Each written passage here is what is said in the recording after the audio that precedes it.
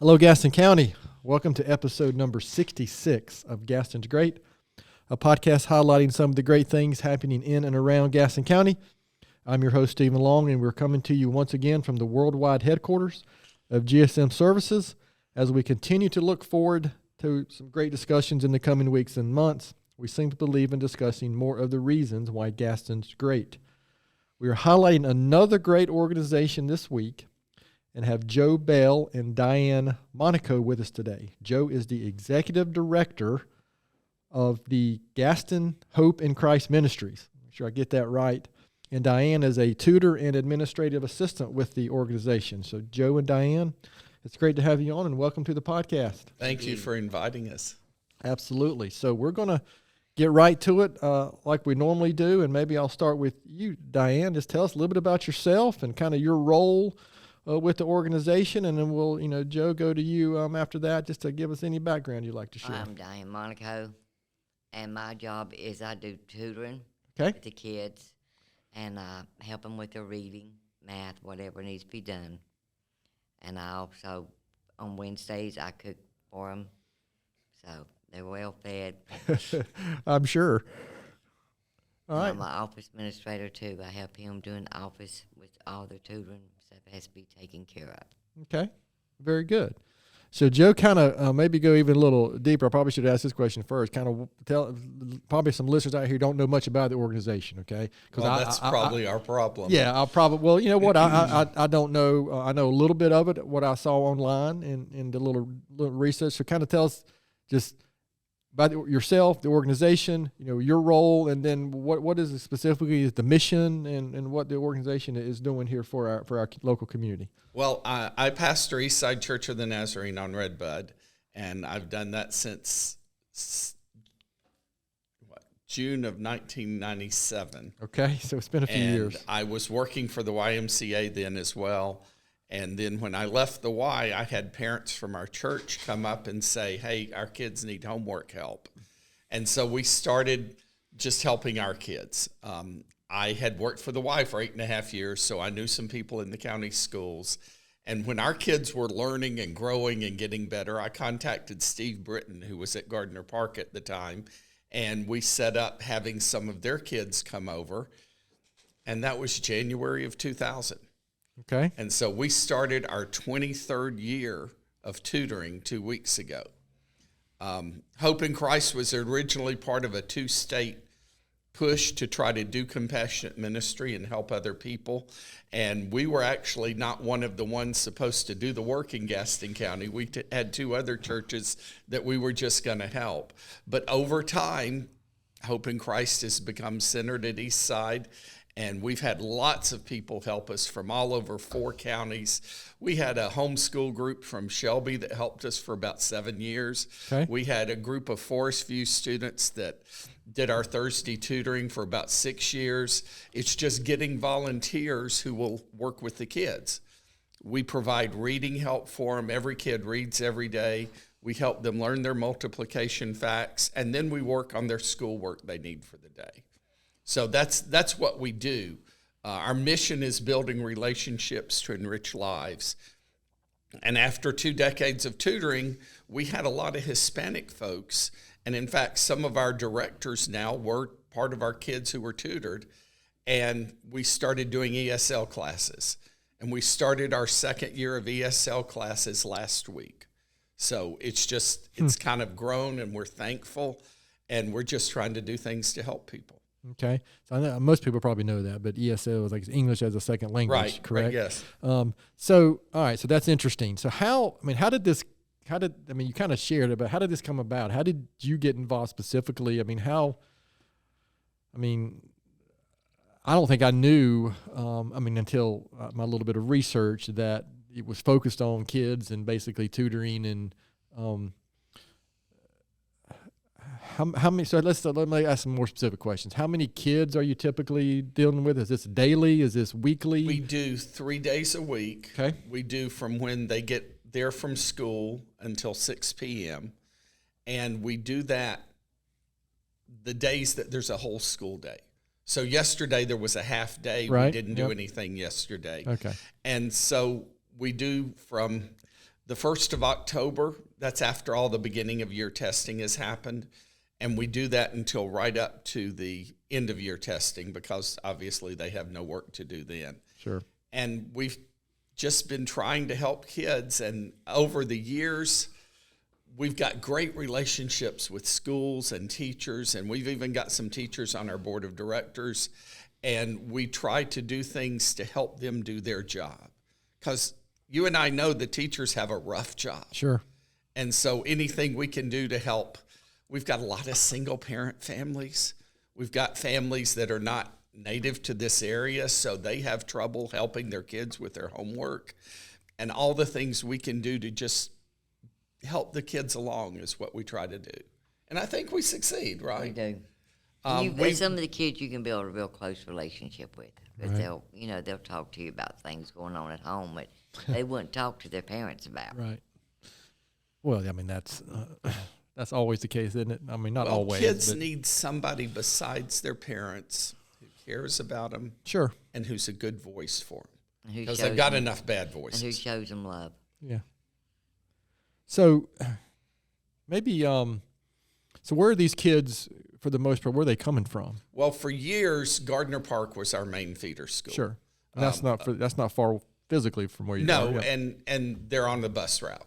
So they would drop them off from the bus. Okay. And then we've got Holbrook kids in the same way. But when COVID hit, all of a sudden we've got kids from Sadler, we've got kids from McAdenville, and we've got Okay. kids from Kramer. In fact, Southwest, we've had kids for 3 years in a row, and all the way to the eastern side to Kramer Middle and Lowell, we've had kids that are in. So it's anywhere the parents bring. And so if a parent needs help from anywhere and they're willing to drive the kid in the afternoon and pick them up, then Sure. we'll take them. And we don't charge a fee. We take donations, but we don't charge the kids anything because that's not helping these families. And so we get enough money to pay our bills and we provide the service. And we're fortunate a lot of years we have restaurants that come along and say, I'll help you once a month or once a quarter. And they provide some of that food we need because on Wednesdays we serve a meal to the kids. Okay. So what days of the week is it? Tuesday, Wednesday, Thursday. Okay, I'm Tuesday. sorry, I thought that and I didn't. Well, you say said it. 3 days, but I don't think I heard. Yeah, Which if you specific go day? 5 days, parents consider it childcare, and I left the Y for that reason. Absolutely. And that would be, I mean, that makes sense, the 3 middle days of the week. Yeah, I'm sure for some kids, Friday afternoons would be off limits, for something else going on, right, on Friday afternoons. Is this just your typical standard subjects, all subjects? I mean, kind of maybe describe the day in the life. This may be just a typical day that you're dealing with. Maybe They that's a come question in, for you, Diane. you ask them, you got homework? And they'll say, no. I said, well, let's get a book and we'll go read. Okay. And we read for 15 minutes per child every day. And then they read on their And own. then they read on their own after that. Okay. Then you go over their homework, if they got it, and you look at it.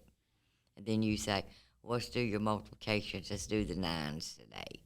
And then you write them out. I'll give you 10 minutes, 20 minutes to study them. Then I'm going to quiz you on them. And then we mark it on their book that they did them. And they get points for that. Yeah, we use an app called Class Dojo that the teachers introduced us to. Okay. And so the kids get points. And if the kids do something good or do something bad and the parents have their dojo app, they see what's going on. And we have gotten phone calls. What's up with Billy today? And Billy's like, oh, man. But the more we communicate with the teachers and the more we communicate with the families, the better it supports the kid because they know they can't play one against another. And she talked about asking them about homework. Well, praise God, we've got computers now. So every child in Gaston County has a Chromebook, Yep. and they have a school account. Whether it's the elementary program or the middle school program, they can pull up their record, and we can see if they didn't turn something in or if they got less than they should on something, and we can help them with that. So that's a pretty good thing, and it's good to not have to Sometimes kids tell you they don't have work when they do. You know You're that? kidding. They will. Amazing. They will tell you that. Yeah. Because they My won't lay kids, there my and kids go, never have said that. but they won't lay there and go to sleep. I say, no, you got homework, you got to do your homework. But I don't want to. Well, that's what you're here for. We got to do our homework. Then you can go on their laptop computers and you can check and see if they got homework. It's possible when I was a elementary or middle school, I may have tried to skip some homework every now and then, but that was back a few years ago. It's really amazing that there are kids who come in and all they need is somebody to sit with them while they do their homework. Yeah. And then there are kids who come in and they're 2 years behind, 3 years behind on this subject. Our tutoring director is John Matzik. John lives in Bessemer City, and he's got 40-plus years experience teaching, and he's a math guru. I mean, he can. We had one kid came in second semester last year, and he and John worked for 30 minutes or an hour on his math every day. But in 4 weeks, the kid was caught up and knew what was going on and went on and had a great rest of the year. It's just we try to help them where they are, and it's amazing what can happen to the kids. We have students who were in our program who have been on our board of directors now. We have a student who was in our program who's our ESL director now. We've got students who are nurses who are going for their medical degree. And some of the tutors who have been through our program are just as high achieving and committed to the world as anybody. And you get to see them grow and develop, and you go, well, we were just a little part of that. Yeah, so they probably have a good perspective of what these kids that they are helping are dealing with. Well, number one, the favorite tutors are always the teenagers. Because if you're a kid, it's a middle schooler. If you're a middle schooler, it's a high schooler. And when we've got 2 and about to have 3 high school students who help us tutor, and they're the favorites because the kids just look up to them. Right. Oh, that's interesting. So, are there any, you probably already shared this, but I'm going to ask it anyway, any initiatives, or how would you describe initiatives or programs, or is it just kid shows up, you assess the need, and then you implement a plan? Is that Hope in Christ Tutoring is our big program. Okay. That's the one that's gone 2 decades. And that's Tuesday, Wednesday, Thursday, October till the end of May. Okay. And then we have the ESL classes. They last 6 weeks at a time. So somebody comes in and they can do one session, but then they get a new job or something happens. It's not a lost time. Gotcha. And we've had people in our ESL classes that changed jobs and came back, and Jesus works with them great with that. And then we have a summer mentoring program for teenagers. And over the last 2 years, we've had a group of teens that have met over 20 of our community leaders, the mayor, Brandon Bellamy, teachers and principals, police officers, Chief Britton, just some of the great leaders in our community.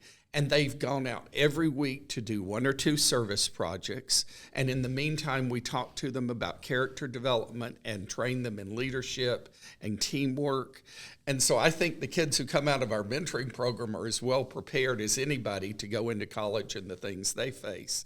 And that's pretty much the 3 things we're doing right now. So it's a little more than just tutoring an elementary school child and whatever subject they might be struggling with. Yeah.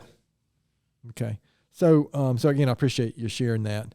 And this is a question I like, and this is for both of you. I mean, looking back, your time with the organization, can you, without sharing any specific names, obviously, can you look back at some success stories, or maybe something that, we've already kind of shared some general examples of where kids have come back and are helping or on the board or whatever, but maybe a success story or two of your time with the organization? Well, over the last 6 years, I've seen some kids, they went from failing to straight A's, and then went on to college and achieved real good jobs. And that makes you proud. Sure. That you had just a small part in that.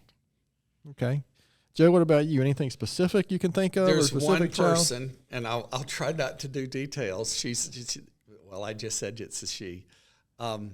Started off 2 years behind in a subject. Okay. In 3rd grade. just a lack of confidence. Had a very caring family, some good support there.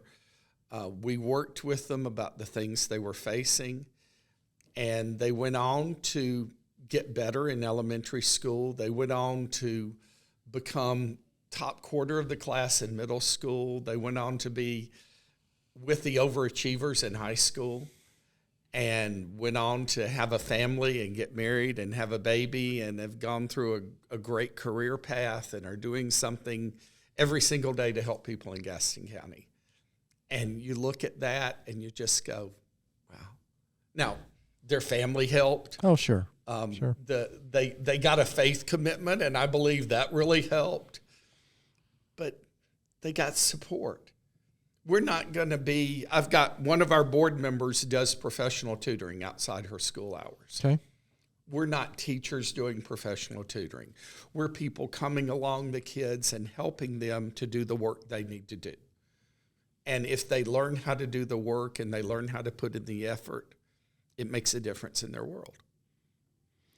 Diane, kind of switching back to you, I mean, can you think back, what are you most proud of accomplishing or seeing accomplished, or have you kind of already shared that? Most proud is the fact that, the kids are actually accomplishing something, that Right. they're learning, and that they're not struggling no more, and that we have a part of helping them where they can achieve their goals in life. So I'm sure it's nice to see that over time. You're able to see that progress, aren't you? Yes. I know sometimes we get involved in community things and you might not see the end result, right? Well, I'm a pastor. That's the nature of being a pastor. Yeah, you do these things and you don't know, somebody sits in the pew and they participate in what goes on, and you're not sure how much of it took. Sure. Right. But if a kid can't read and then they can. Yeah. If a kid can't add and then they know their tables, those are huge changes. And it's like I tell the people Diane said they don't always want to do their work. If I can get a third grader to know their multiplication, it saves them literally years by the time they get out of high school, not doing finger counting and not having to write. They know something and then they can use it.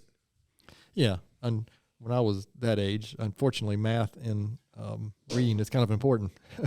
You might not think of when you're that age, or you don't want to believe it is important, but it's definitely important, as you move along in life. So, looking ahead for the organization, I mean, are there any big plans? I think we typically ask, 5-10 years down the road. It doesn't have to be that long, but what do you see the organization looking like or evolving into? Well, one of the biggest things that happened is Diane. As she said, she's been one of our tutors, but we got a grant, and now she's providing administrative support. Okay. I've never had one of those. I mean, you've got a lot of wonderful people here at GSM, but I've never had somebody providing that detail work. Right. And I'm kind of ADD, so somebody doing details really helps me. So she keeps you out of trouble? Is that what you're saying? No, I would. Well, although there was the license plate thing yesterday, but his license plate was expired for over a year. Oh, well, you don't have to go into details. He said. Now it's on live. Now it's But out there. I help him with his appointments. Like he may have a board meeting appointment or something, Got or you. meet with somebody, and I say, Joe, you remember your appointment at 11:30, or. She really does details well. Okay. And Well, so good. that's a developing.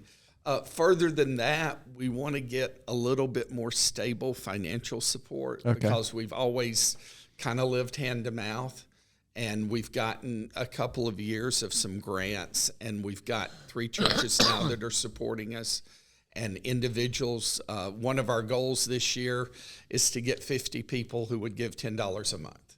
Okay. Just a basic. And then as we go forward, I would love to see somebody in Cherryville do this. Gotcha. I would love to see somebody in Belmont do this. We don't have a copyright on it. I've shared what we do with over 20 organizations to help them get started. We want kids to get help. Sure. And we love Gaston County. And as hard as the teachers are working and as much as the people in the schools are trying, they need assistance. Yeah. And so we want to provide that and help others to do that. Yeah, I imagine. I mean, I'm not a teacher, and I sure, all three of our children, we still have one at Forest View, but all the other two have graduated from Gaston County Public Schools, so we've had a good experience there, but also know that you got a classroom of 25 to 30 children. They're all at different, they learn differently, they're at different levels, so that teacher trying to, get all of them at the same spot is just, it seems impossible. So organization like you, is there another group or anybody doing this type of work here in the area? Well, there are people doing bits and pieces. Of course, Roxanne Jemison and the Dream Center, we actually have kids from our church in that program. Okay. They are at the other end, talking to Dickie. City Church is one of our partners. Okay. But talking to him, Roxanne's looking for kids who have real capability, who are kind of, they just need a push to get great. We've got the kids who kind of are struggling to just keep up. Understood. And so it's a different place, but I think both are needed. Oh, sure. We've got to help people who can achieve. And at the same time, everybody needs to have the tools to succeed in some way. So I think we're kind of at different places. When we started, Redeemer Lutheran down the road from us was doing a program for kindergarten through second graders. That's part of the reason we started at third grade. And they don't do that. Of course, there's a lot of good after-school programs. There's the Y, there's the Boys and Girls Club. There's all these daycares who do a little help. But we're not there to provide childcare. The kids come in, they have 3 sessions that they have to work for 30, 45 minutes. And so they're doing their schoolwork. We do some games, we give them a snack, things like that, but they're there to do tutoring. Okay. So, you kind of already, this question is for both of you as well, but you kind of already shared, or maybe I'll start with you on this one, Diane. This is a podcast, it's a podcast about Gaston County, and you shared a few reasons already, but why would you say Gaston County specifically is better, because your organization is here and the work that you guys are doing? I think because it helps the kids. There's a lot of kids that come in that when you first get them, they can't read at all. Right. They'll struggle to what word is. And they need that one-on-one help. And it helps the kids, and they achieve a lot by going through this program. Right. It helps their grades, it helps the teachers, and it helps the parents. Probably helps their self-esteem a little bit as well. Yeah. That's part of what we do. We're not giving kids intelligence. They have what they have. Yeah. But a kid who doesn't have confidence in their ability, a kid who's thinking that school's just bad because they're always bad at it, getting them to the place. I remember the light turning on for one kid when he got an A. He came in, he said, I got a 91. And I said, and you could have done that before, but I never have. And when they get that opportunity and they can succeed, right. I mean, I'm sure you see that with the people you work with. Oh, sure. They don't think they can do something, and when they can, it just opens the world up. Yeah, a little self-confidence goes a long way. And a little success, some small successes can lead to just greater success down the road. And that belief, just having a little belief in yourself. And sometimes people don't see that in themselves, for sure, and especially youth. I was at Holbrook this week. We were at the staff meeting to talk to the teachers about what we do.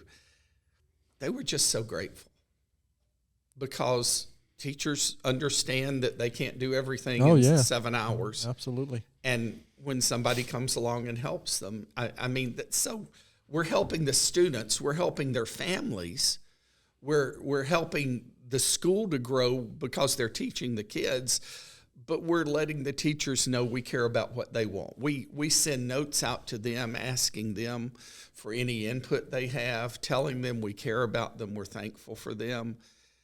And teachers need that. If you've got a teacher you like, go ahead and send them a card. If it was your second grade teacher and you're 42 and they're still around, get in touch with them. Because that encouragement is just helpful. Sure. So how do the kids hear about your program? Is it through teachers? Is it through the schools? Is it through not well enough. Social media? I mean, how would somebody, hopefully some people are going to hear about it through this, obviously. But so how does that occur typically? Well, we used to get a lot better press from the paper than we do these days. We've gotten a couple of really good articles, but we put stuff out on social media. Okay. At the start of the year, we used a Facebook push, and we get stuff out to the schools that are in our area. But more than that, we try to expand at least 1 or 2 schools a year to say, hey, we're available for you. I think this is our 3rd year we've got Sherwood kids. Okay. And so as we build those relationships, then the teachers know, hey, my kid's got a problem. Maybe Hope in Christ is part of their answer. Now, the thing is, if you're not in our service area, if you're not Holbrook or Gardner Park, you've got to get the kids there. And so that makes it a little harder. But we've got word going out. We've got some kids that their cousins and their cousins before them were in the program, and they said, oh, well, I knew somebody who was here. And so that helps. But obviously the communication is something we're still struggling. Are you guys at capacity now, or can you? Okay. No, this is the first. What happens is we start off the first of the year, and we have just returning kids. Okay. So we had 6, 7. Well, this is teacher conference week. So Billy's mom finds out that Billy's not making all A's. And she goes, I need help. Gotcha. And so we've already got, since overnight, the conferences were last night, we've got 2 more registrations. Capacity is about 20 with current tutors. Okay. For every tutor we have, Tuesday, Wednesday, Thursday, we can take 4 kids. We have the space. It's just a matter of getting volunteers who can help us. Okay. And we're always looking for tutors. We're always looking for the right people who can care for kids. And if you do that, then that allows us to have more kids in the program. Okay. Very good. So are there anything I haven't asked that I should have asked? Anything you'd like to share that we haven't talked about? I mean, before we finish, we'll make sure, all our listeners know how to get in touch with the organization, where to find more information about it. But just want to kind of wrap before we move on to these other few questions we like to get into about Gaston County. Anything you'd like to share or something I should have asked? Well, of course, like a lot of nonprofits, we always take donations. Absolutely. We're looking for partners, as I mentioned, that could help us a little each month. But I think there are teenagers and older adults, maybe people who work part-time or shift work, that could give 1 or more days a month and spend 2 hours, like Diane said, read one-on-one with a kid, help a kid with their multiplication problems. We've got staff there who can do the heavy lifting. You're not going to be put in a group of 10 kids to play a game. But just to give 2 hours of your day to help kids. And if we could have people do that 1 or more days a month, I don't think it would just help the kids. You started out as a volunteer. It helped you, didn't it? Yeah. And it makes a difference to the people who do it. And we had 1 year, we had 3 kids getting out of Chapel Hill who had been our tutors. And that's part of what they did to get into school because, you got a program like that on your resume, it helps your application, right? Sure. But we've had older adults who did a great job for 4 or 5 years because they had done what they wanted, and then they helped kids. So I think that's a place that people could really work. Okay. Well, very good. Well, appreciate it. Well, hopefully there, it's not just parents with kids that might benefit. Hopefully there's some volunteers out there that are going to hear this, and maybe that will help you guys out. So we're going to shift gears real quick. We have these Gaston County questions that we like to ask. Oh yeah, these are fun. Each episode because we can, and we come up with a different name for it every week. And I'm drawing a blank. Naomi, you got a name for it this week? I just put Naomi on the spot, who is off camera on purpose. So these are going to be the.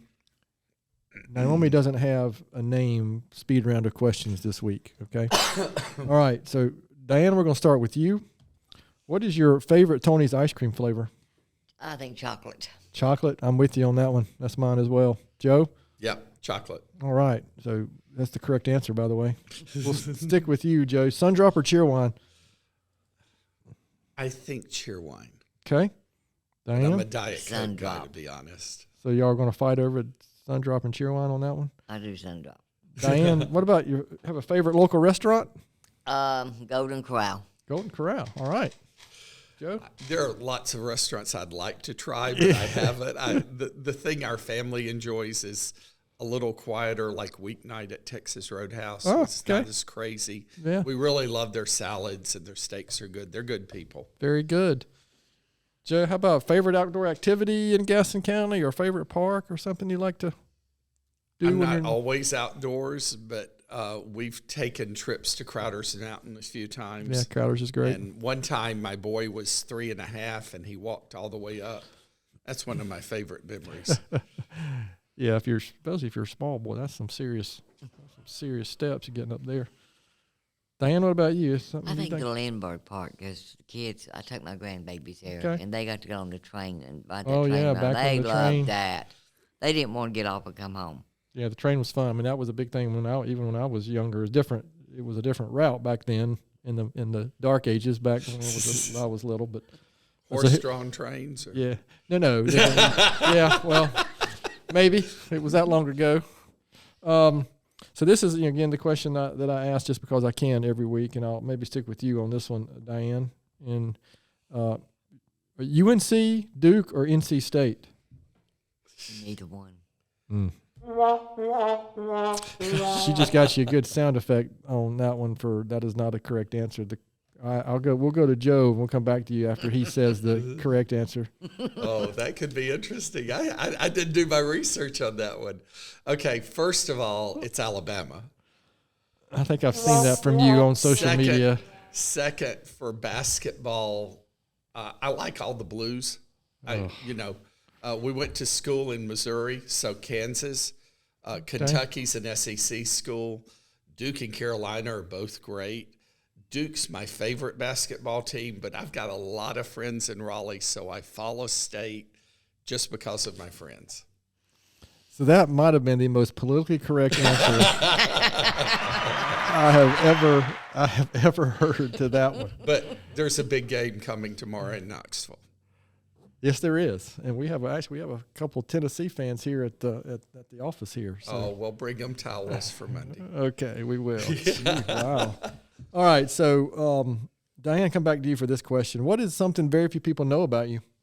I've got 19 grandchildren.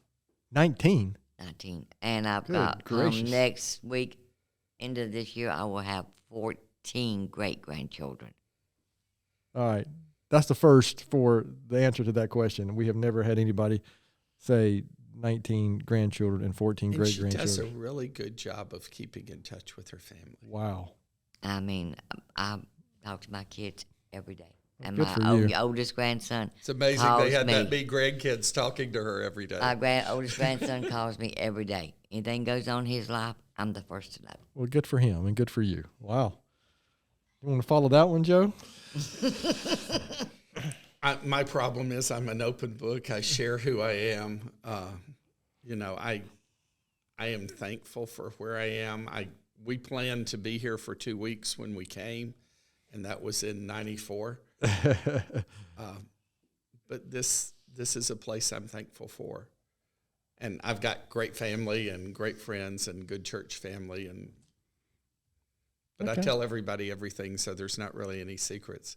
So that's the second politically correct answer by Joe there. He doesn't want to share anything. So how about, is a recent, Joe, a recent book or blog or article or anything that you follow that you might share with our listeners? Oh, I'm going to get the name right. Bolsinger, who wrote Canoeing the Mountains, Okay. has a new book on, and like I said, I'm going to get the name wrong.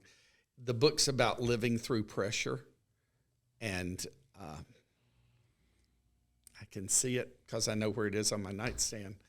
But it's something I'm really What's the going through. author's name again? Because our listeners can Todd Bolsinger. Bolsinger. He wrote Canoeing the Mountains. If you Okay. haven't read Canoeing the Mountains, it's awesome. Okay. But this is another book on leading through crisis. We've had a crisis the last 2 or 3 years. Yes. And resilience. Okay. So that's a something good I'm topic. reading right now. Good topic. Dan, what about you? Any book or Anything you can share with our listeners? I don't really read that book that much because, Well, with 19 grandchildren and 14 great-grandchildren, and talking to them every day, that's about all you got time for, isn't it? at work, and then I have to take care of my husband because my husband's disabled. And Okay. then he's got disabilities. Yeah, shout out to Willie Monico. Okay. He's one of our guys. He actually used to be our janitor in the program, Okay. and he's a New York Mets fan, so he's real sad right And now. Oh, yeah, the your Mets Jets, just too. got knocked Jets, out last the week, Jets didn't and they? the Mets. Now, the Jets actually been playing pretty well, considering. I mean, Everything in- they've And had he'll some- let you know. They've had some futile years lately, but they just had a big He'll win. let you know if something about with They had a big where you win want this his team. past weekend.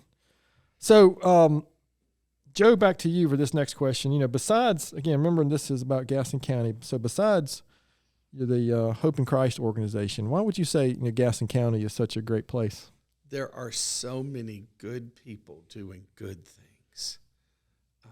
Went to the chamber meet the candidates thing last night. Saw Todd and Shelton Davis. Saw Jesse Caldwell. Two good men wanting to do a good job. Shelton and I worked together at the hospital years ago. The YMCA, the different nonprofits that y'all have really shown us. And we've got a good mayor and a good city council. We've got commissioners who want to do the right thing. We've got great police officers. I think that all these people and the teachers that we work with every week, they're good people, and that's what makes this community great. We've got a lot of things going against us. We've got, Sure. People who don't want to pay a penny more in taxes. We've got roads that need help. By the way, vote yes for the bond referendum. We've got a lot of things going on, but I think the secret is we've got a lot of good people who for years have done good work. Marshall Roush. Oh, yeah. I've gotten to know him since I've been here, and you could just go through the list. There are a lot of really good people. There's these brothers who have this company, and they do things to help their community. Well, thank you. I appreciate that shout out. You're right. I've had the great pleasure on these last 66 episodes to really hear so many stories, to your point, and so many people that are doing such great work. So that one might be tough to follow, Diane. How would you answer that question? And why is Gaston County such a great place? Everybody I met here is real nice. You always saying hey to you wherever you go. Like I met him 7 years ago when I met my And your husband. life's never been the same since. But it was her husband, not me, that did that. I met my husband, then he introduced me to Joe. Very good. Okay.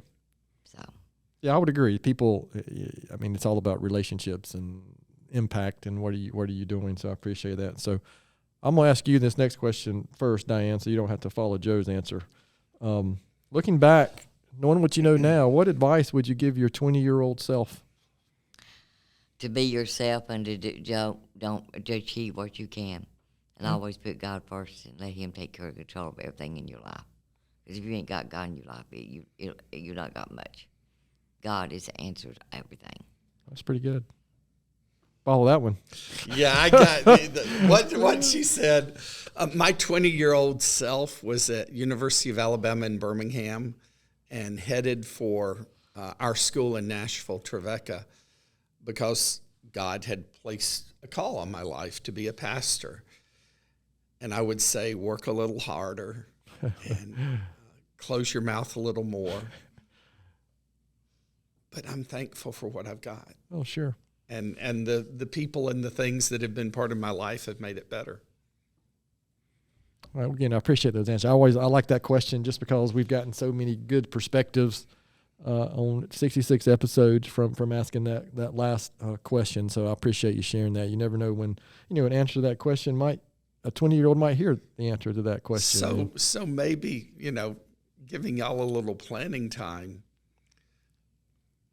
might be a day that you go back and you say, what did I learn from these 67 or 70 Yeah, we've episodes? actually, we've talked about that, and if we're lucky enough maybe to make it to 100, that we might do something like that on the 100th episode. I don't know how many we've got actually scheduled out, but yeah, that is something that we have actually talked about. Because again, a year and a half ago, I never would have imagined that we would make it to 66 episodes. So But there's that many good things going on. Oh yeah, and there are, and I mean, I'm pretty confident we'll make it to 100 episodes, and for some reason people are listening, and so as long as they continue to we have people willing to come on and talk about how great Gaston County is, we're gonna keep doing it. So, guys, this has really been good, and of course, remember the main focus here and point is to bring awareness to your organization.